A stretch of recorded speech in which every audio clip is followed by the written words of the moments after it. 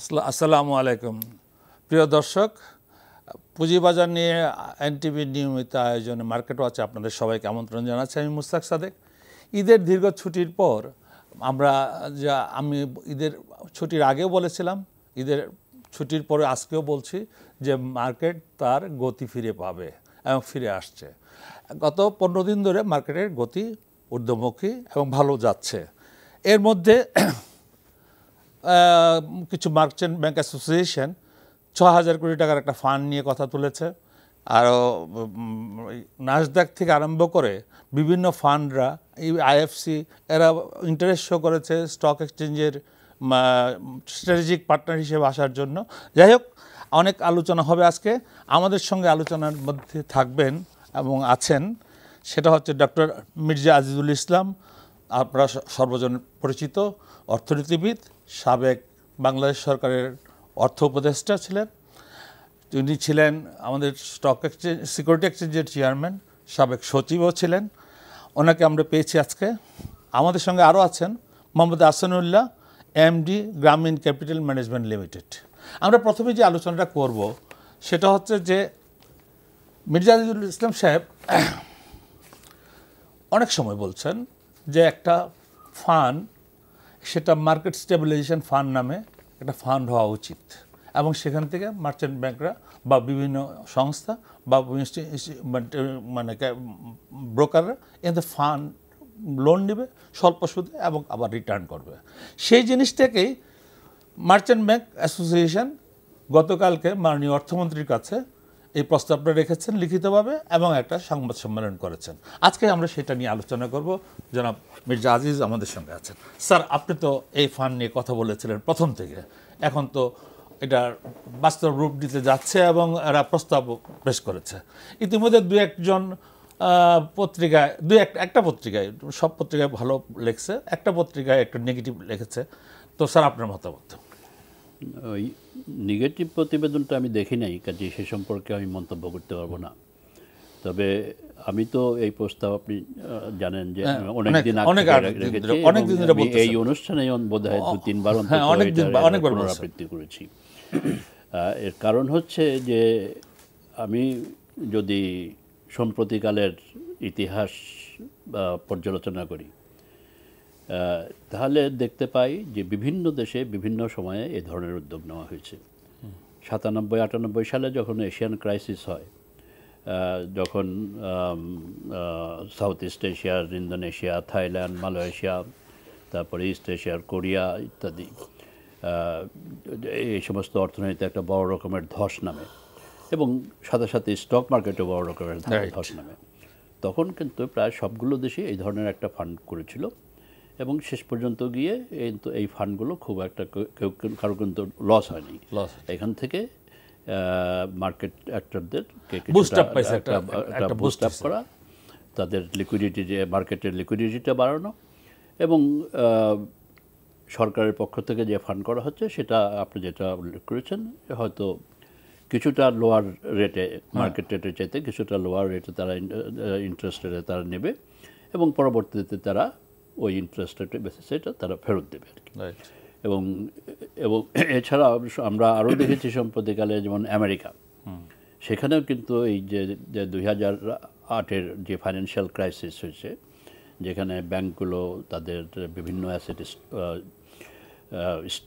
Toxic asset হয়ে গেছিল, সেইগুলোকে কিন্তু সরকার কিনে নিয়েছিল।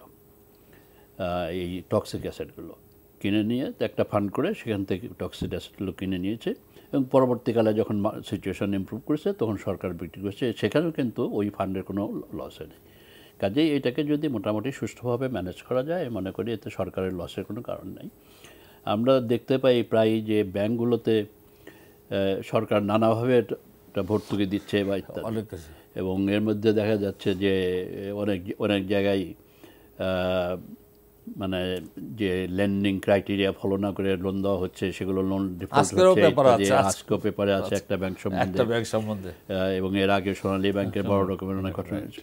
তো সেই তো কাজেই এখানে তো এই ধরনের রিস্ক খুব একটা নাই বললেই চলে। কাজেই আমি মনে করি এই প্রস্তাবটা যে মার্চেন্ট ব্যাংকার যেটা রেখেছে, এটা 6,000 কোটি টাকা তারা বলেছে, আমি তো আমার প্রস্তাব তো আরো ছিল বেশি ছিল 10,000 কোটি টাকা, আপনারটা আরো বেশি ছিল 10,000 কোটি টাকার প্রস্তাব ছিল। কাজে এটা আমি মনে করি এই ব্যাপারে সরকারের উদ্যোগ নেওয়া। Thank you sir, thank you, ধন্যবাদ আপনাকে স্যার। আপনি মার্চেন্ট ব্যাংকের এই প্রস্তাবকে স্বাগত জানিয়েছেন। আপনি তো মার্চেন্ট ব্যাংকের একজন সদস্য, হ্যাঁ। আপনারা যে প্রস্তাবটা দিলেন, আপনারা বললেন যে আপনাদের নেগেটিভ ইকুইটি হয়ে রয়েছে মাদার ব্যাংক, যে মাদার আপনাদের যে আপনারা যার সাবসিডিয়ারি, ওরা শেয়ার করার জন্য। এটা জিনিসটা সাধারণ মানুষকে বুঝায় দেন, বুঝুক আগে সাধারণ মানুষ কী বলতে চাচ্ছেন আপনারা। ধন্যবাদ। এখানে আসলে 4টা অল্টারনেটিভ প্রস্তাবনা ছিল গতকালকে, যেটা অর্থমন্ত্রী মহোদয়ের কাছে। প্রথম প্রস্তাবনাটি ছিল 6,000 কোটি টাকার একটা ফান্ড, সেটা মার্কেটের স্টেবিলাইজেশন হোক বা স্যার যে নাম দিয়েছে এই নামে হোক, যেটাই হোক, সেখানে কিছু বিষয় ছিল। সেটা ছিল এই ফান্ডের টেনিউর হবে, এই যে ফান্ডটা দিবে যে সমস্ত ইনস্টিটিউশনকে, অর্থাৎ এখানে যারা মার্চেন্ট ব্যাংক একটা পার্টিসিপেন্ট, ধরেন আরও আদার পার্টিসিপেন্ট আছে, ইচ্ছে করলে গভর্নমেন্ট চিন্তা করলে মার্কেটে যারা আদার পার্টিসিপেন্ট আছে, ব্রোকার হাউস আছে, অ্যাসেট ম্যানেজমেন্ট কোম্পানি আছে, চিন্তা করলে 6,000 কেন, আরও বড় ফান্ড করেও এদেরকে যারা মার্কেটে অ্যাক্টিভলি ইনভলভ পার্টিসিপেন্ট তাদেরকে এটাতে ইনভলভ করাতে পারে যদি গভর্নমেন্ট ডিজায়ার করে মার্কেটের স্বার্থে। সেখানে একটা বিষয় ছিল যে ইন্টারেস্ট রেটের কথা বলা হচ্ছে, সেখানে 3% ইন্টারেস্ট রেটের প্রভিশন রাখছে, মার্চেন্ট ব্যাঙ্কগুলোকে দিবে 3%-এ, মার্চেন্ট ব্যাঙ্কগুলো যারা তাদের কাস্টমার তাদেরকে 5% রেটে তাদের সেখান থেকে বিনিয়োগকারীকে ইয়েস 5% রেটে। এটা প্রথম 2 বছর শুধু ইন্টারেস্টটা কোয়ার্টারলি রিপেমেন্ট করবে, বাকি 5 বছর 7 বছর টেনিউরে, বাকি 5 বছর 20% করে পার ইয়ারে total interest with principal payment করে দিবে। সুন্দর প্রস্তাবনা, এটা ছিল 1 নাম্বার।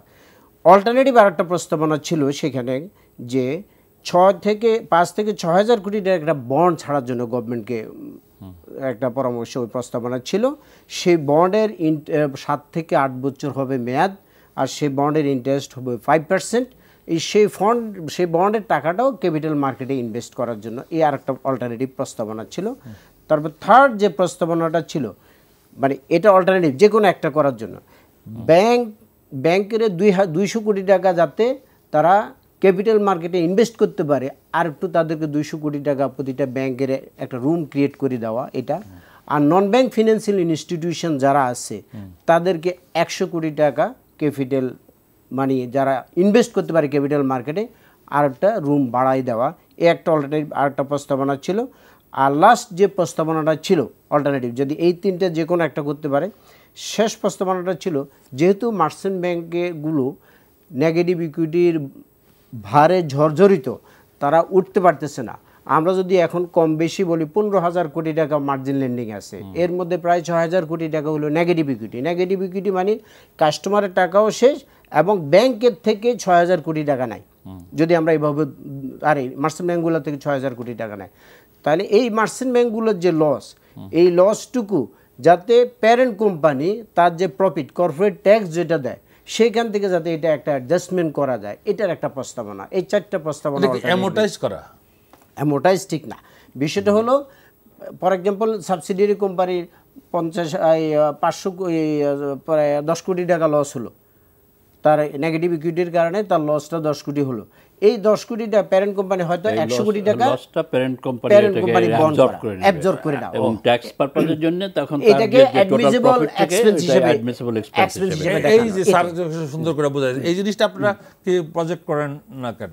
না, এটাই বলতেছি, অর্থাৎ যে লসটা হবে সে লসটা প্যারেন্ট কোম্পানি বহন করবে এবং সেটা গভর্নমেন্ট যাতে অ্যাডমিসিবল এক্সপেন্স হিসেবে এটাকে অ্যালাউ করে নেয়, এরকম প্রস্তাবনাটা আসছে। তাহলে 4টে প্রস্তাবনায় কিন্তু আমি মনে করি খুব চমৎকার প্রস্তাবনা আসছে। এখন আরেকটা বিষয় আসতে পারে যে এই ফান্ডের এটা অ্যারেঞ্জমেন্ট যদি করে, এবং স্যার যে কথাটা বললো, স্যারের ইতিপূর্বে যেটা ছিল 10,000 কোটি টাকার, ওরকম ফান্ড ইচ্ছা করলে বাড়াই দিতে গভর্নমেন্ট যদি, আমি দেখি অনেক ব্যাংকিং সেক্টরে এরকম ইতিপূর্ব হয়েছে যে সেক্টরকে গভর্নমেন্ট বুস্ট আপ করতে চাইছে বা প্রায়োরিটি দিতে চাইছে, সেখানে রিফাইন্যান্সিংয়ের একটা ব্যবস্থা আছে সাবসিডাইজড রেটে। তো এইটা যেহেতু এই সেক্টরটা 2010 সালের পর থেকে ক্যাপিটাল মার্কেট কিন্তু তার আগের সে অবস্থানটা দেখতে পায় না, স্টেবিলিটি আসে নাই, আমাদের 6 বছর মার্কেটটা বলতে পারেন অনেক খারাপ দীর্ঘ সময়। সুতরাং এই সেক্টরটাকে যদি বুস্ট আপ করতে, এই সেক্টরটা একটা স্টেবিলিটি আনতে হয়, এই সেক্টরে একটা ফান্ড এরকম যদি জেনারেট করে, স্যার তো অনেকদিন ধরে বলতেছে, এটা তো উনি অনেক জেনারেট করলে তাহলে আরেকটা সুবিধা যেটা হবে, এই যে আস্থার সংকট যে কথাটা বলা হচ্ছে, তাহলে সুবিধাটা হবে কি, যখন একটা এরকম ফান্ড আসবে, যখন যারা বিনিয়োগকারী তারা যখন 5% রেটে যখন তারা লোন নেওয়ার সুযোগ পাবে, তাহলে আগে তাদের যে লোনগুলো সেগুলোও তারা রুলিং করে অ্যাডজাস্টমেন্ট করতে সার্ভিসিং করতে পারবে, তখন এই মার্কেটে একটা স্টেবিলিটি এসে যাবে। এটা থ্যাংক ইউ স্যার। একটা জিনিস আসতেছে, আপনার বোধহয় পত্রিকায় দেখছেন আমাদের স্টক এক্সচেঞ্জ নিয়ে, যে আমাদের ডিমিউচুয়ালাইজেশনের যে আমাদের 60% শেয়ার স্ট্র্যাটেজিক পার্টনারের কাছে দিতে হবে 25%। তো স্ট্র্যাটেজিক পার্টনার খুঁজতে গিয়ে বেশ সাড়া পাওয়া গেছে, ভালো একটা সাড়া পাওয়া গেছে। এর মধ্যে ধরেন আইএফসি ইন্টারেস্ট শো করেছে, সিডিসি ইন্টারেস্ট শো করেছে, নাসদাক ইন্টারেস্ট শো করেছে, এরকম নাম করা পৃথিবীর বিভিন্ন জায়গার থেকে বহু ফান্ড ইন্টারেস্ট শো করেছে। এটাকে আপনি কিভাবে দেখতেছেন, এবং এটা আমাদের পুঁজি বাজারের জন্য এরকম ইতিবাচক? না, এটাকে আমি স্বাগত জানাই, যে এবং আমি খুবই খুশি যে এরকম নাম করা প্রতিষ্ঠানগুলো দ্বারা আগ্রহ দেখাচ্ছে। এবং তার পেছনে বোধহয় একটা কারণ হয়তো, যে সম্প্রতিকালে অন্তত কিছুটা গতির সঞ্চার আমরা দেখতে পাচ্ছি স্টক মার্কেটে। হয়তো সেই কারণেই তারা, কারণ এটা অনেক দিন ধরেই কিন্তু এই স্ট্র্যাটেজিক পার্টনার চিকিৎসা করার চেষ্টা করা হচ্ছিল, কিন্তু খুব একটা রেসপন্স কোনো জায়গা থেকে পাওয়া যাচ্ছিল না। কিন্তু সম্প্রতিকালে কিছুটা স্টক মার্কেটে গতি এসছে, আমার মনে হয় সেটা একটা কারণ, যার ফলে এখন বেশ আগ্রহ দেখাচ্ছে। তো এখন যে কাজে এই ব্যাপারে আমি মনে করি এসএসসি এবং স্টক এক্সচেঞ্জ মিলিয়ে তাদের উদ্যোগ নেওয়া উচিত, যে এদের সাথে আলাপ আলোচনা করে এবং কি টার্মস অ্যান্ড কন্ডিশন। স্যার এখানে একটা জিনিস আছে, হিডেন ইনকাম তো রয়ে গেছে, যেমন আমাদের derivatives income, data sale income, এগুলো তো এখন পর্যন্ত আসে না বাজারে। এগুলো তো আমাদের দেশে আসে না এখন, তো সেগুলো তো পরের ব্যাপার। কিন্তু আগে যেটা স্ট্র্যাটেজিক পার্টনার হলে তখন হবে কি, যে বিশেষ করে যাদের ইন্টারন্যাশনাল এক্সপোজার আছে, তখন আপনার এই যে ধরনের নিউ প্রোডাক্টসের কথা বলে, তখন তারা এই প্রোডাক্টগুলো নিয়ে আসতে তারা একটা সক্রিয় ভূমিকা পালন করতে পারবে আর কি। কাজেই এটা নিঃসন্দেহে স্টক মার্কেটের জন্য একটা খুবই ভালো খবর, যে পৃথিবীর বিভিন্ন নামকরা প্রতিষ্ঠান এখন আগ্রহ দেখাচ্ছে বাংলাদেশে স্টক এক্সচেঞ্জে স্ট্র্যাটেজিক পার্টনার হওয়ার জন্য আর কি। আপনার কি একমত? জি, আমি স্যারের সাথে একমত। আর একটু অ্যাড করতে চাইছি সেটাতে, যে একটা তো হলো ডেফিনেটলি এটা একটা ভালো দিক, এতে করে কয়েকটা দিকের পজিটিভ দিক আসবে। একটা হলো যে আমরা বারবার বলে আস্থার সংকট, যখন দেখবে যে এইসব ইনস্টিটিউশনগুলো এখানে স্ট্র্যাটেজিক পার্টনার হিসেবে আসতেছে, তখন আস্থার সংকটটা দূরীভূত হয়ে আস্থার জায়গাটা বাড়বে, এক। নাম্বার 2 হলো স্টক এক্সচেঞ্জের যে ভ্যালুয়েশন সেটাও বাড়বে। নাম্বার 3 যে জিনিসটা হলো, যাদের এখন সারপ্লাস ফান্ড আছে, ইন্ডিভিজুয়াল লেভেল বলেন, ইনস্টিটিউশন লেভেল বলেন, সবাই কিন্তু জাফাই পড়বে। তাতে করে হবে কি, আমাদের যে ট্রেড ভলিউম আমরা দেখেছি জানুয়ারির পরে, এই প্রথম আমাদের 500 কোটি টাকা ট্রেড ভলিউম ক্রস করলো। জানুয়ারিতে আমাদের 500 কোটি টাকা ট্রেড ভলিউম হয়েছে, মাঝখানে আর অনেক ছিল, এই প্রথম ট্রেড ভলিউমটা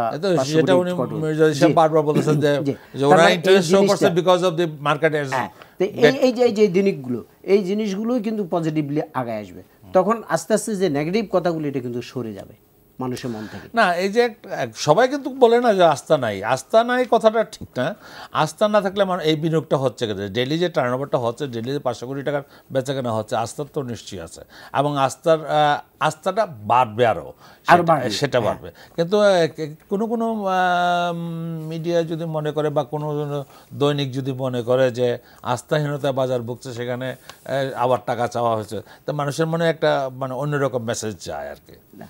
সেটাকে আমরা কারেকশন পজিটিভলি চিন্তা করতে পারি, একটা যে হ্যাঁ ঠিক আছে, এখানে আমাদের যে দুইটা দিক, অনেকে বলছে যে এটা একটা ভালো প্রস্তাব, নিঃসন্দেহে যে মার্চেন্ট ব্যাংক অ্যাসোসিয়েশন তরফ থেকে যে প্রস্তাবনাটা দিয়েছে, প্লাস স্ট্র্যাটেজিক যে পার্টনার আসতেছে, এটা ক্যাপিটাল মার্কেটের জন্য একটা ভালো দিক। তবে যারা এই মার্কেটের সাথে ইন্টার রিলেটেড যে সমস্ত অর্গানাইজেশনগুলো আছে, ইন্টার রিলেটেড রেগুলেটর বডি আছে, তাদের সমন্বয়টা এখানে খুব জরুরি এই জিনিসগুলো আসার জন্য। Thank you sir. আমার কাছে দুইটা প্রশ্ন করবো একসাথে। সেটা হচ্ছে যে প্রজেক্ট ফাইন্যান্সিং নিয়ে এবং ইনফ্রাস্ট্রাকচার ডেভেলপমেন্ট নিয়ে সরকার খুবই উদ্বিগ্ন এবং মানে সরকার খুব আগ্রহ প্রকাশ করতেছে যে আমরা 46,000 crores মতো আমাদের করতে চাই এবং থ্রু স্টক এক্সচেঞ্জের মাধ্যমে এটা আসতে চায়। এবং এই কারণ এটার উপর ভিত্তি করে আগামী 25 তারিখে মানে আমাদের ব্রোকার্স অ্যাসোসিয়েশন থেকে একটা সেমিনার হচ্ছে বিদ্যুৎ প্রতিমন্ত্রী সাহেবের ইয়েতে।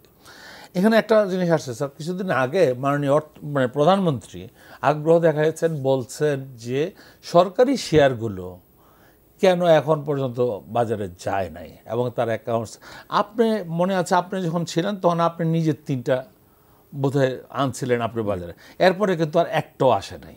এবং মাননীয় অর্থমন্ত্রী এখনও চেষ্টা করতেছেন, বারবার বলতেছেন, কিন্তু না আসার বাধাগুলো কোনখানে স্যার? আমি একটা জিনিস, মানে সরকারের যদি পলিটিক্যাল উইল না থাকতো তাহলে তো সরকার এই কথাগুলি কইতো না, কিন্তু কোয়ার পরে কেন আসতেছে না? এখন হচ্ছে যে পলিটিক্যাল উইল ইন ওয়ার্ডস আর পলিটিক্যাল উইল ইন অ্যাকশন, এই দুটোর মধ্যে আমরা একটু মানে সামঞ্জস্যহীনতা লক্ষ্য করছি। এবং যখন প্রথম মাননীয় অর্থমন্ত্রী মিটিং করেন বিভিন্ন প্রতিষ্ঠানের সাথে, এবং আমার যতদূর মনে পড়ে 22টা বা 24টা কোম্পানি আইডেন্টিফাই করা হয়েছিল, সেই মিটিংয়ে অল্প কিছুদিন পরেই অর্থমন্ত্রীর সাথে আমার দেখা হয়েছিল কোথাও, এবং আমি তখন ওনাকে বলেছিলাম যে আমার নিজের অভিজ্ঞতার আলোকে যে এই ব্যাপারে আপনাকে কিন্তু যথেষ্ট বাধার সম্মুখীন হতে হবে এবং এই জন্যে আপনার ব্যক্তিগতভাবে এটাকে ফলো আপ করতে লাগবে। খালি শুধু মিটিংয়ে ডিসিশন দিয়ে দিলাম তা এটা কিন্তু ইমপ্লিমেন্টেড হবে না। এর একটা কারণ হচ্ছে যে আমার যেটা অভিজ্ঞতা, এটা আমি সিকিউরিটি এক্সচেঞ্জ কমিশনের চেয়ারম্যান হিসেবে দেখেছি এবং পরবর্তীতে অর্থ উপদেষ্টা হিসেবে দেখেছি যে মন্ত্রণালয়গুলো যারা যে সমস্ত মন্ত্রণালয়ের অধীনে এই প্রতিষ্ঠানগুলো কাজ করে, সেই মন্ত্রণালয়গুলোর থেকে এর একটা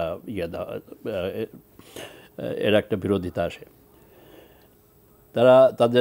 তারা বলবে যে এটা তো একটা লাভজনক প্রতিষ্ঠান, কেন দিব? আচ্ছা, 1 নম্বর। তো দ্বিতীয়ত এটার প্রচ্ছন্ন এটা যে মন্ত্রণালয়ের কর্মকর্তারা অনেকেই কিছু সুবিধা পায় এই কোম্পানিগুলো। স্যার আপনার এই সুবিধা পাচ্ছে, একজন বিনিয়োগকারী অনেকক্ষণ ধরে অপেক্ষা করতেছে স্যার আপনার সঙ্গে এই উত্তরটা নিয়ে আপনার কাছে। প্রিয় দর্শক, আপনার নামটি বলে প্রশ্নটি করুন। স্যার আমি আসতেছি আপনার কাছে। আমি চিটাগাং থেকে আব্দুল করিম বলছিলাম। জি করিম সাহেব, আমি জানতে চাচ্ছিলাম স্যার, আমি এর ভিতরে কয়েকবার চাইছিলাম যে একটা কোম্পানি আমরা জানি যে নো ডিভিডেন্ড দিলে ওইটা জেট করতে যায়, এরপরে আবার দেখলাম যে আমি একটা কোম্পানির শেয়ার কিনছি, আসলে আমি খুবই লুজার, অনেক ইনভেস্ট করছিলাম এটাতে। ওই কোম্পানিটার যদিও বন্ধ হয়ে প্রোডাক্ট এদের বন্ধ, উড়োজাহাজ চলতেছে না। বুঝতে পারছি। প্লিজ আমি আপনার প্রশ্ন বুঝতে পারছি, আপনার উত্তর দিব। আমরা একটা সুন্দর আলোচনা করতেছি, আলোচনাটা শুনেন, আমি আপনি উত্তরটা দিবেন ওই যে মানে। জি স্যার। তো এখানে আসে কিছুটা প্রচ্ছন্ন স্বার্থ ইনভলভড আছে এর মধ্যে। সেটা হলো যে মন্ত্রণালয়ের কোনো কর্মকর্তা, ওই বোর্ডের চেয়ারম্যান বা ম্যানেজিং ডিরেক্টর ইত্যাদি, এবং সেখান থেকে কিছু ফ্যাসিলিটিস পান ইত্যাদি, সেটা একটা প্রচ্ছন্নভাবে কাজ করে। কিন্তু মূল তাদের আর্গুমেন্টে হলো যে এটা লাভ কোম্পানি এবং প্রফিটটা সরকারে যায়, সুতরাং সরকার এটা কেন ছাড়বে। কিন্তু কথা হচ্ছে সরকারের তো খালি শুধু ওই কোম্পানির কাছ থেকে প্রফিট নেওয়াটাই তো সরকারের দায়িত্ব না। সরকারের যদি ব্যবসা করার জন্য না স্যার, সেটা একটা আছে, আর সেটা তো ধরেন ফিলোসফিক্যাল লেভেলে। কিন্তু আর একটা কথা হচ্ছে একটা সরকারের বড় দায়িত্ব হচ্ছে যে ইনকাম ডিস্ট্রিবিউশনটা যতটুকু সম্ভব ইকুইটেবল করা। তো এখানে আমি যদি সরকারের শেয়ারগুলো ছাড়ি তাহলে তো অনেক ক্ষুদ্র ক্ষুদ্র বিনিয়োগকারী, তখন তাদের একটা আয়ের সূত্র হবে এবং তার ফলে যে ইনকাম ইনইকুয়ালিটি যেটা, সেটা আংশিক হলেও অন্তত কিছুটা হবে, এবং সেটা সরকারের একটা নৈতিক দায়িত্ব। তো আর একটা জিনিস হলো যে আমি মনে করি যে এখানে যদি বাইরের শেয়ার হোল্ডার থাকে এবং যদি আপনার এই এজিএমগুলো যদি প্রপারলি যদি কন্ডাক্টেড হয়, তখন হয় কি এদের একটা এই কোম্পানিগুলোর একটা জবাবদিহিতা, অ্যাকাউন্টেবিলিটিটা অনেক বেড়ে যায়।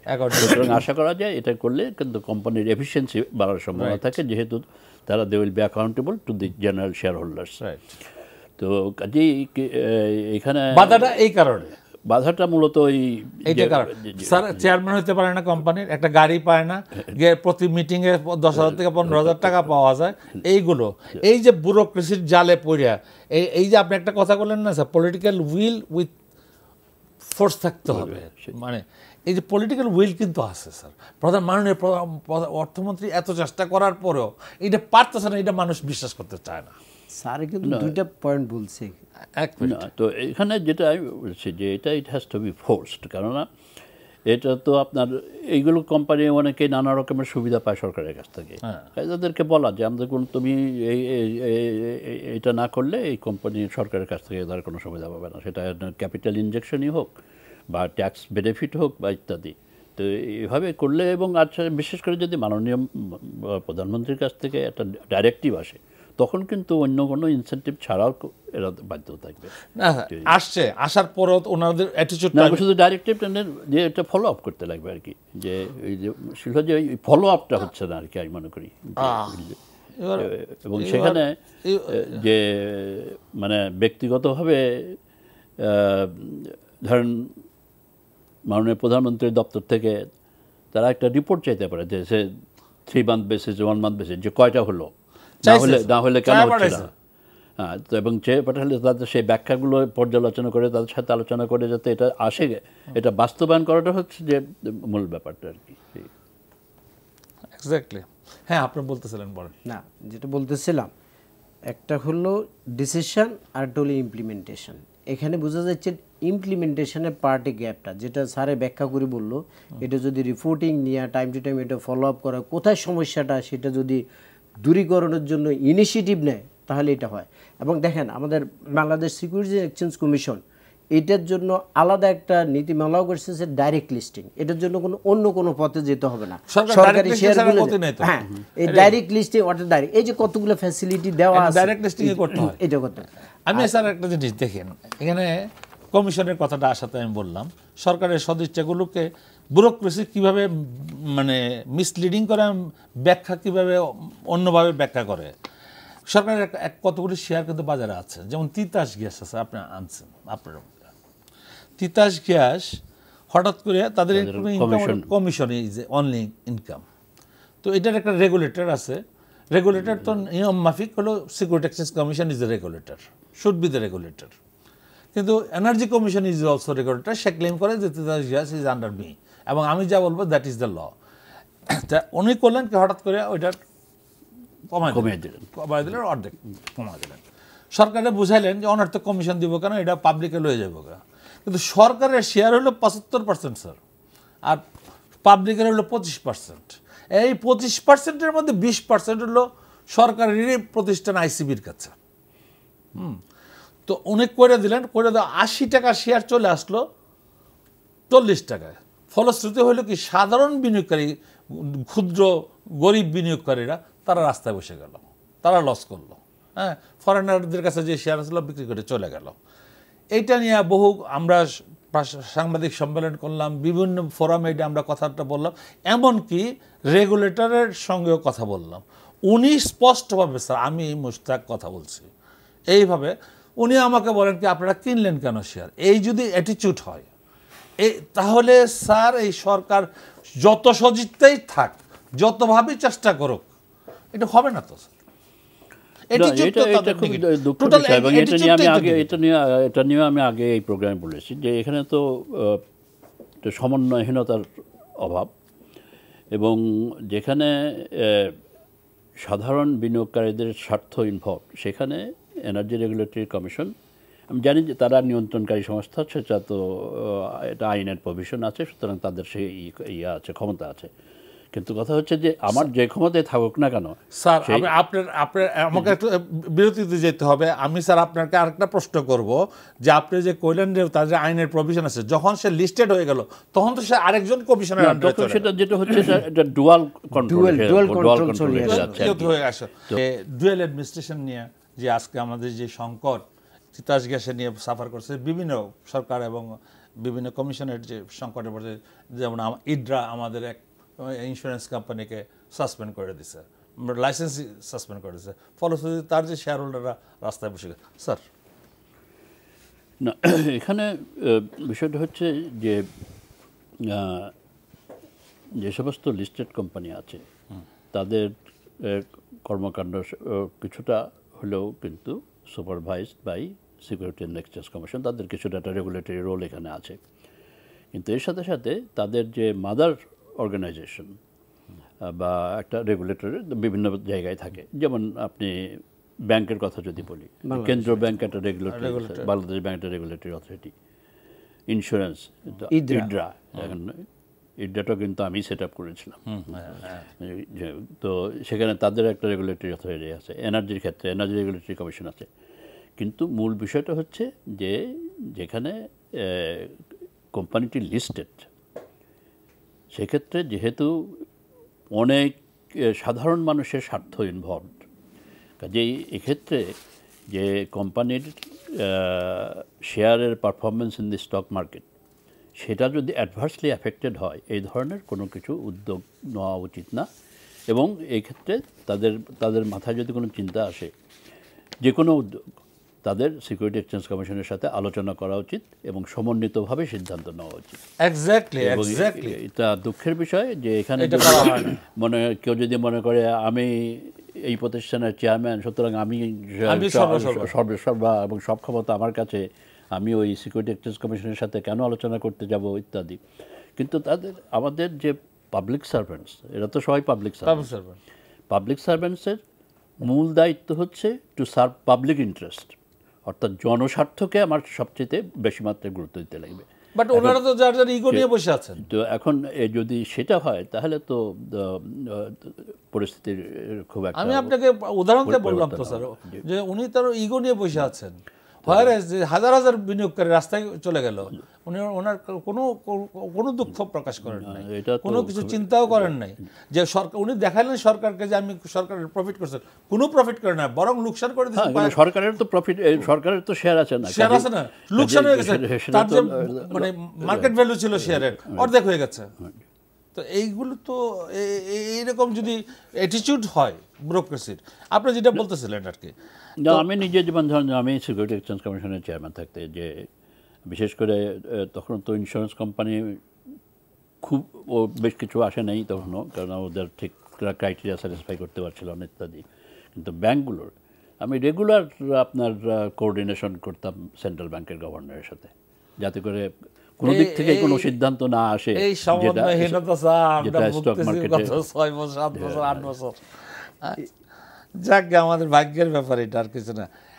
একজন দর্শক প্রশ্ন করেছিল যে তার এই শেয়ার কিনে রাস্তায় বসে গেছে ইউনাইটেড এয়ার, যে ভাষা বাইরে নাম বলে নাই, কারণ একটা এয়ারলাইন্স বলতেছে, এয়ারলাইন্স তো একটাই। আচ্ছা, এই ব্যাপারে আপনি কি বলবেন? এটা তো মানে তারা মালিকরা জোট চুরি করেছে একটা।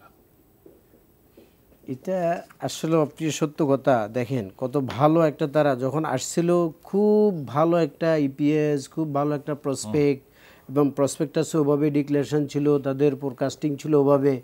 কিন্তু আসার পর থেকে এই শেয়ারটা 29 টাকা 30 টাকা লেভেলেও ট্রেড হয়েছিল, ইউনাইটেড এয়ারের কথা বলতেছি।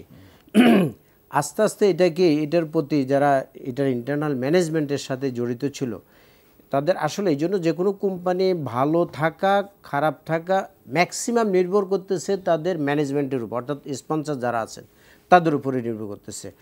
তার কিছুটা সারাউন্ডিং হলো কম্পিটিশনের একটা পার্ট আসবে, আরেকটা আসবে হয়তো ওই রিলেটেড গভর্নমেন্ট পলিসি বা সেক্টরাল পলিসি, আদার ইস্যুগুলো আসবে। কিন্তু মেজর ইস্যু হলো ইন্টারনাল ম্যানেজমেন্টের যে পার্টটুকু। এখন যে উনি যে কথাটা বললো যে ডিভিডেন্ড ডিক্লেয়ার করে না, এই জন্য এটা জেড ক্যাটাগরিতে আসলে এটা অ্যাজ পার রুল অনুযায়ী জেড ক্যাটাগরি চলে যাবে, আমাদের জেড ক্যাটাগরি যাবে। হ্যাঁ, এটা ক্রাইটেরিয়া দেওয়া আছে, এ ক্যাটাগরির শেয়ার আছে, বি আছে, এন আছে, তারপরে জেড ক্যাটাগরি আছে, জি আছে, ওটিসি। এখন বলা হয়েছে জেড ক্যাটাগরির শেয়ারগুলা ওটিসিতে ট্রেড হবে। তো এখন এটার জন্য আসলে আমি মনে করি যেটা ওনার কথাটা ঠিক আছে, যৌক্তিক। এখন এখানে খতিয়ে দেখা উচিত যে আসলে কোম্পানির কি ইন্টারনাল পারফরমেন্সটা ফল করলো, নাকি ম্যানেজমেন্টের এখানে কোনো ফল্ট আছে। তারা আর্টিফিশিয়াল অনেক দেখা যাচ্ছে অনেক জায়গায় তারা 2-3টে ব্যালেন্স শিট শো করে, একটা রিয়েল পারফরমেন্স দেখায়, আরটা দেখা যায় কম, আরটা বেশি। এই জিনিসগুলো দেখার জন্য আমার মনে হয় একটা অথরিটি থাকা উচিত। আছে তো অথরিটি থাকা উচিত, সিকিউরিটি এক্সচেঞ্জ আছে না, রেগুলেটর আছে না। এটা আমি একটু বলি যে দেখেন ওনার যে পয়েন্টটা এটা অত্যন্ত ভ্যালিড, সিকিউরিটি এক্সচেঞ্জ কমিশনের এখানে অনেকেরই দায়িত্ব আছে, বিশেষ করে যখন ইস্যুটা আসে তখন তো ধরেন এটা ইস্যু ম্যানেজার থাকে, তারা কতটা ইয়ে করেছে, এবং সিকিউরিটি এক্সচেঞ্জ কমিশনের তাদেরও একটা দায়িত্ব আছে, সেইগুলো আছে, অডিটরদের একটা দায়িত্ব আছে, অডিটরদের দায়িত্ব আছে। তো সে সত্ত্বেও এইটাও কিন্তু আমি ইনিশিয়েটিভ নিয়েছিলাম যে এটা ফাইন্যান্সিয়াল রিপোর্টিং কাউন্সিল করা। ইয়েস, এটাই হলো যে এটা একটা অত্যন্ত গুরুত্বপূর্ণ ব্যাপার, এবং আমরা কিন্তু একটা অর্ডিন্যান্সও করেছিলাম, রিপোর্টিং অ্যাক্ট তো হয়েছে, কিন্তু কাউন্সিলটা কিন্তু সেটাই আমি আসছি যে আপনার আমি যে সমস্ত মানে অর্থনৈতিক ম্যানেজমেন্টের ক্ষেত্রে, ইকোনমিক ম্যানেজমেন্টের ক্ষেত্রে যে অর্ডিন্যান্সগুলো করেছিলাম, একমাত্র ফাইন্যান্সিয়াল রিপোর্টিং কাউন্সিল অর্ডিন্যান্স ছাড়া বাকি সবগুলো কিন্তু সরকার অ্যাপ্রুভ করেছিল, কিন্তু এইটা না করার ফলে ওইটা বাতিল হয়ে গেছিলো, যেহেতু ওই পার্লামেন্টের শুরুতে অ্যাপ্রুভড হয়নি। যাকে তারপরে শেষ পর্যন্ত অনেক দিন এটার আইসিএবির কিছুটা বিরোধিতা ছিল, যে অনেক আলাপ আলোচনার পরে শেষ পর্যন্ত একটা ফাইন্যান্সিয়াল রিপোর্টিং কাউন্সিল এখন পাস হয়েছে, কিন্তু কাউন্সিল এখন পর্যন্ত কনস্টিটিউটেড হয় নাই।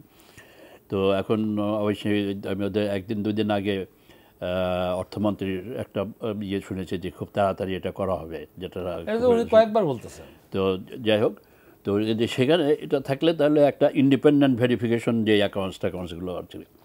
আর তারপরে হচ্ছে যে আর একটা জিনিস যেটা দরকার আমাদের দেশে, যেটা কোনো কার্যকর ব্যবস্থা নাই, সেটা হলো যে কোম্পানি একটা সম্ভবত লিকুইডেশনের কিছু প্রভিশন আছে, কিন্তু সেটার কোনো কার্যকরী কোনো উদ্যোগ কেউ আমাদের দেশে নয়। হ্যাঁ, যদি এই ধরনের একটা পরিস্থিতি হয় তখন একটা হতে পারে, যেমন আমি একটা করেছিলাম একটা কেসে, যেটা ওই জেট ক্যাটাগরিতে চলে গেছিলো, ফ্যাক্টরি বন্ধ হয়ে গেছিলো, তখন আমি স্পন্সরদের ডেকে আমি বলছি যে ঠিক আছে তোমাদের অন্তত ইয়ে করো, যে অ্যাসেট লায়াবিলিটি যা আছে সেটা করে, এবং অন্তত কে বলে ফেস ভ্যালু শেয়ারে যেটা ছিল সেই দামে তুমি শেয়ারগুলো কিনে নাও। কাজে এই যে purchase of share by the company, সেই ব্যাপারেও আমাদের এখানে দুর্বলতা আছে। আমি শেষ করেছি। আর তারপরে হচ্ছে যে যদি অ্যাসেট লিকুইডেশনের ব্যবস্থাটা যদি জোরদার করা যায়, তাহলে কিন্তু এই কোনো কোম্পানি এই ধরনের প্রবঞ্চনামূলক উদ্যোগ নিয়ে তারা কাজ করবে না, কারণ তারা জানে যে ভবিষ্যতে তাদের অ্যাসেটস মেবি লিকুইডেটেড। একটা দর্শক অনেকক্ষণ ধরে, প্রিয় দর্শক আপনার নামটি বলে প্রশ্ন করুন। হ্যালো, আব্দুল মান্নান বলছি। জি মান্নান স্যার, আমি সামিট পাওয়ার সম্বন্ধে জানতে চাই। এটা যে বন্ধ হয়ে গেল, সামিট পূর্বাঞ্চল পাওয়ার এটার সাথে মিলবে, কিন্তু সামিট পাওয়ারের আমি আপনার প্রশ্ন বুঝতে পারছি, আমি উত্তর দিব। আপনি একটু শুনেন আমাদের আলোচনা। আমি স্যারের সাথে একটু অ্যাড করতে চাইছি, সেটা হলো এই যে বাইব্যাক একটা যদি পলিসি থাকে, যারা যেগুলো ফেস ভ্যালুর নিচে নেমে যাচ্ছে যে জিনিসটা, এই একটা যদি পলিসি থাকে, তাহলে এই যে যারা এখন ধরেন ফেস ভ্যালুর নিচে আসতেছে, এই জিনিসগুলো যদি কোম্পানির তরফ থেকে বাইব্যাকের একটা পলিসি থাকে এবং রেগুলেটর যদি সেরকম পলিসি করে, এটা একটা উত্তরণের একটা পথ। নাম্বার 2 হলো প্রসপেক্টাসে বাইব্যাকের একটা প্রভিশন আছে, কিন্তু এইটার জন্য আবার হাইকোর্টের মানে সহজ করা উচিত, পলিসিটা সহজ করা উচিত। অন্য দেশে কারো কোনো লাগে না, এটা বাস কোম্পানির তারা নিজস্ব তারা অফার দেবে যে বিক্রি করবে, চলে যাবে। এক নাম্বার 2 হলো কোম্পানিগুলো যখন আইপিওতে আসে তখন তাদের প্রসপেক্টাসে কিছু ডিক্লারেশন থাকে, তাদের মানে ফোরকাস্টিং কিছু ইনকাম এইসে। এখন এইগুলা ঠিকমতো তারা পার্সু করতেছি না, যে ফান্ডটা নিচে তারা সেটা রিভিউ করতেছি কিনা। কথাটা কইতেছেন যে ম্যানেজার টু ইস্যু, আপনারা মার্চেন্ট ব্যাংকরা কি করেন, তাহলে আপনাকে একটু দায়ী করি। আপনার ম্যানেজার টু ইস্যু হিসেবে যখন ডিউ ডিলিজেন্স সার্টিফিকেটটা দেন, আপনি বলতেছেন যে আপনি সব কিছু দেখছেন, হ্যান্ড করছেন, আপনার অডিটর ডিউ ডিলিজেন্স সার্টিফিকেট দিচ্ছে, আপনার ইস্যুয়ার মানে দ্যাট ইজ যার শেয়ার, সেও একটা ডিউ ডিলিজেন্স সার্টিফিকেট দিচ্ছে। 3টা সার্টিফিকেটের পরে আসতেছে স্টক সিকিউরিটি এক্সচেঞ্জ দেন অ্যাপ্রুভ করতেছে। এরপরে যদি আপনার শেয়ার এই অবস্থা হয়, তাহলে মানুষ কারকে বিশ্বাস করবে বলেন? না, ঠিক আছে, ডিউ ডিলিজেন্স সার্টিফিকেট দিচ্ছে কি, তার এই সম্ভাব্য এই ইনকামগুলো হতে পারে, বা এই সম্ভাব্য ফান্ডগুলো এই কাজে ব্যবহার করতে, একটু বলতেছি সবগুলো সেটাই বলতেছি। তার প্রসপেক্টাসে যে ইনফরমেশনটা আছে সেটা অ্যাপারেন্টলি ঠিক আছে, অথেন্টিক, এটা দিচ্ছে। কিন্তু এখন প্রশ্ন আমার যেটা, সেটা হলো পোস্ট অপারেশনের পার্টটুকু বললাম আমি, যখন সে এরপর আইপিওতে যাওয়ার পর, ফান্ড রেজ করার পর, ফান্ডের ইউটিলাইজেশনের পর যে পারপাসে ইউটিলাইজ করবে, সেই জিনিসগুলোর দায়িত্ব কিন্তু কোনো মার্চেন্ট ব্যাংকের না, কিন্তু কোনো আইন দ্বারা এটা নাই। আপনি দেখেন সেই পার্টটুকু কিন্তু স্যার আছে, ওটা নাই, ওটা মার্চেন্ট ব্যাংকের পার্ট মূলত সিকিউরিটি এক্সচেঞ্জ কমিশন। ইয়েস, এই তো স্যার বলছেন, সেই জিনিসগুলো যদি ঠিকমতো সুপারভাইজ হয়, সেই জিনিসগুলো ঠিকমতো যদি মনিটরিং হয়, উনি আগেই বলে নিছেন যে মানে ওই যে কাউন্সিল যদি হইতো আজকে তাদেরকে যদি পানিশমেন্ট দেওয়ার বন্দোবস্ত থাকতো তাহলে হইতো না, যেটা ইন্ডিয়াতে আছে বা বিভিন্ন দেশে আছে।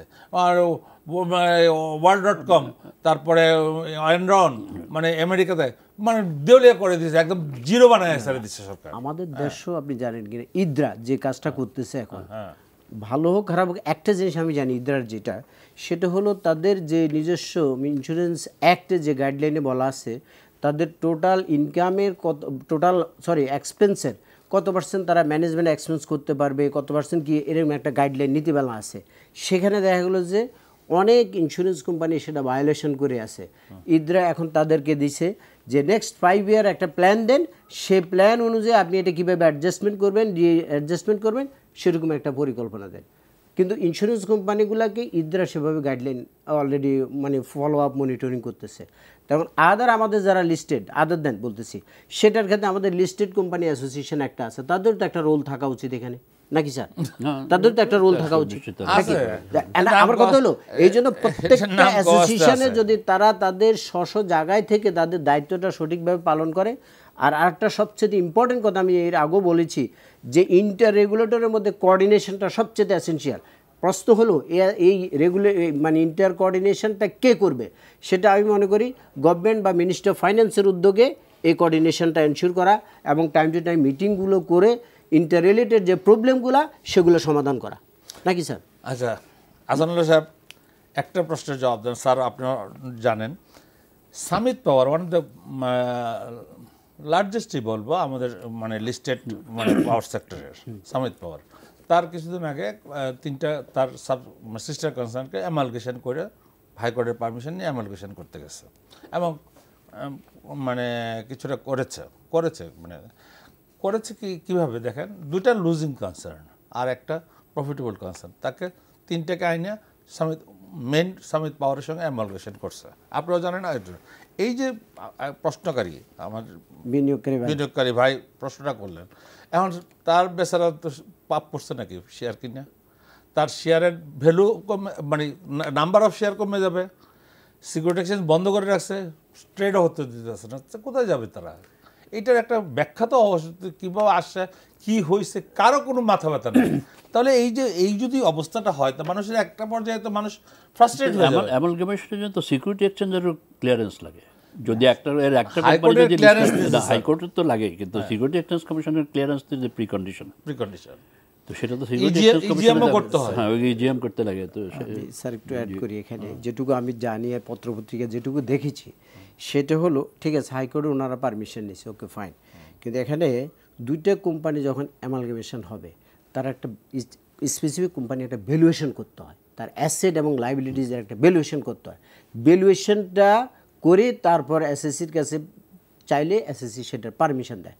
সম্ভবত ওই জায়গাটায় কোনো একটা গ্যাপ থাকার কারণে বাংলাদেশ সিকিউরিটিজ এক্সচেঞ্জ কমিশন এটা আটকায় দিয়েছে। জি, আমি যতটুকু পত্রিকা দেখেছি আর কি। তো এটা আটকায় দেওয়ার তাহলে এখন জিনিসটা করতে হবে কি, ওই কোম্পানিকে যে ড্রব্যাকের কারণে এসএসসি এটাকে পারমিশন দেয়, সেই ড্রব্যাকটা ওভারকাম করে এটা ইমিডিয়েট তাদেরকে রিজলভ করা উচিত। বাই দিস টাইম তো বিনিয়োগকারীরা সাফার করে, কিন্তু শেয়ার ট্রেডিং যেটা অরিজিনাল যে শেয়ার ছিল সেটা ট্রেডিং সাসপেন্ড করা। ওই যে দুইটা করছে, একটা হলো সামিত পাওয়ার আর একটা হলো সামিত পূর্বাচল, এই দুইটা না আরো আছে, এই দুইটাতে নারায়ণগঞ্জ, আরে না 3টা কোম্পানি আসতেছে, মানে পাওয়ার নারায়ণগঞ্জ পাওয়ার একটা আছে, মানে সামিত নারায়ণগঞ্জ, হ্যাঁ আরেকটা আছে সামিত কি জানেন সামিত পূর্বাচল তো লিস্টেডই, হ্যাঁ কথা শোনেন, আর 2টা আছে নন লিস্টেড, সে 2টাকে লুজিং তারা, এই 2টাকে আইনা এইটার মধ্যে 3টা একত্রে ঢুকাইতে চাইছে এবং ঢুকাইতে গিয়ে গ্যাঞ্জামটা করে ফেলাইছে। তো এখন কথাটা হচ্ছে লিস্টেড যেটা আছে সেই লিস্টেড শেয়ারগুলো ট্রেডিং বন্ধ করার, সেটা স্যার সামিত পাওয়ারও লিস্টেড, সামিত পূর্বাচলও লিস্টেড, দুইটা লিস্টেড, সেইগুলো শেয়ার তো ট্রেডিং এর অসুবিধা থাকে বন্ধ। এইটা থেকে আমার কাছে বুঝতে পারছি না এটা এই জিনিসটা, এই যে প্রশ্নকারী তো এই জিনিসটা জানতে চাইতেছে, কারণ অ্যামালগামেশন তো এফেক্টিভ হয় নাই। এফেক্টিভ হওয়ার আগ পর্যন্ত যে লিস্টেড কোম্পানি যেটা আছে তার শেয়ার ট্রেডিং বন্ধ করার তেমন এবং সামিট পাওয়ার তো এটা লুজিং কনসার্ন না আমার জানা, সুতরাং পাওয়ার সেক্টরের লিস্টেড কেউ লুজিং, রাইট। তো সুতরাং এখানে ট্রেডিং বন্ধ করার আমি কিছু ঠিক বুঝতে পারছি না ট্রেড বন্ধ হয়ে গেছে। প্রিয় দর্শক, আমার মনে হয় উত্তর আমাদের কাছে যতটুকু জানা ছিল ততটুকু জানাইছে। তবে আমি এইটুকু বলতে পারি, এটা নিয়ে কাজ হচ্ছে, খুব শিগগিরই আপনার এটা ট্রেডে চলে আসবে। তা হবে। আমি একটা জিনিস, লাস্ট সময় নাই, সময় একদম কম, আমি একটা জিনিস জানতে চাই, ব্যাংকগুলো টাকার ডিপোজিট নিতে চায় না, মানে তাদের যে ডিপোজিট অবস্থা লাইবিলিটি হয়ে রয়েছে সেটা তারা ইনভেস্ট করতে পারতেছে না। যেখানে তারা মানে টাকা রাখতে গেলে 5%-এর বেশি তারা দেয় না, কোনো ব্যাংকে দিচ্ছে না। হোয়ারেজ ইনফ্লেশন হচ্ছে 6+, নিয়ারলি 7। হ্যাঁ, এই যদি হয় তাহলে আমি টাকা রেখে আমার তো উপায় নেই, ব্যাংকের টাকা রাখা ছাড়া তো গতি নেই। সাধারণ অনেকে পুঁজিবাজারে আসে না, মনে করে যে আমি পুঁজিবাজার ইজ এ রিস্কি। তো সাম এক্সটেন্ট তারা কিছু রাখে পুঁজিবাজারে, কিছু ব্যাংকে রাখে। তো ব্যাংকে টাকাটা তো আমার নেগেটিভ হয়ে যাচ্ছে প্রতি বছর। স্যার, আপনি এবার এজ এ অর্থনীতিবিদ আপনি কি বলবেন সাধারণ মানুষকে? না, এটা তো আপনি এটা গুরুত্বপূর্ণ বিবেচনার বিষয়, যে সেটা হচ্ছে যে যদি ব্যাংকে ডিপোজিট রেখে রিটার্নটা নেগেটিভ হয়ে যায় এবং যদি interest rate is lower than the inflation, তাহলে তো রিয়েল টার্মসে আপনার রিটার্নটা নেগেটিভ হয়ে যায়। তো সেখানে কিন্তু আপনার এটা যেটাকে অর্থনৈতিক ভাষা বলা হয় ডিসইন্টারমিডিয়েশন, অর্থাৎ তার মানে হচ্ছে যে লোকে ব্যাংকগুলোর তো কাজ হলো ইন্টারমিডিয়েট করা, যে আপনি সেভারদের কাছ থেকে ফান্ড মোবিলাইজ করবে, ইনভেস্টরদেরকে দেবে ইনভেস্ট করার জন্য রিয়েল সেক্টর। এখন সেই ইন্টারমিডিয়েশনটা যখন অ্যাডভার্সলি এফেক্টেড হয়, এটা ডিসইন্টারমিডিয়েশন বলা হয়। এবং সেটা হচ্ছে যে আপনার লোকে তখন ব্যাংকে টাকা না রেখে তারা অন্যভাবে এটা ব্যবহার করার চেষ্টা করবে। যে কেউ হয়তো জমি কেনার মধ্যে যাবে, কেউ হয়তো আপনার অ্যাপার্টমেন্ট কেনার মধ্যে যাবে, বা কেউ হয়তো গোল্ড কেনার মধ্যে যাবে, যেগুলো খুব একটা প্রোডাক্টিভ ইনভেস্টমেন্ট। কিন্তু স্যার, পুঁজিবাজারে যদি ইনভেস্ট করে স্যার, এখানে পুঁজিবাজারে যেহেতু বর্তমানে যেটা আমরা আগে উল্লেখ করেছি, একটা গতির সঞ্চার হয়েছে। আমি মনে করি যে এই যাদের কাছে উদ্বৃত্ত অর্থ আছে তারা এখন পুঁজিবাজারে আসতে পারে, আসা উচিত, এবং তাতে ডিভিডেন্ড এবং পটেনশিয়াল ক্যাপিটাল গেইনস মিলে রিটার্ন অন ইনভেস্টমেন্ট। আমি আর সময় দিতে পারতেছি না, আমাকে আর সময় দিচ্ছে না। প্রিয় দর্শক, আমরা এখানে আলোচনা শেষ করছি। আমরা মানে ফ্রুটফুল কিছু আলোচনা আপনারা শুনতে পেয়েছেন দুজন বিজ্ঞ আলোচকের মাধ্যমে। আগামীতে আবার দেখা হবে ইনশাআল্লাহ। ইতিমধ্যে আমি যাচ্ছি। আসসালামু আলাইকুম।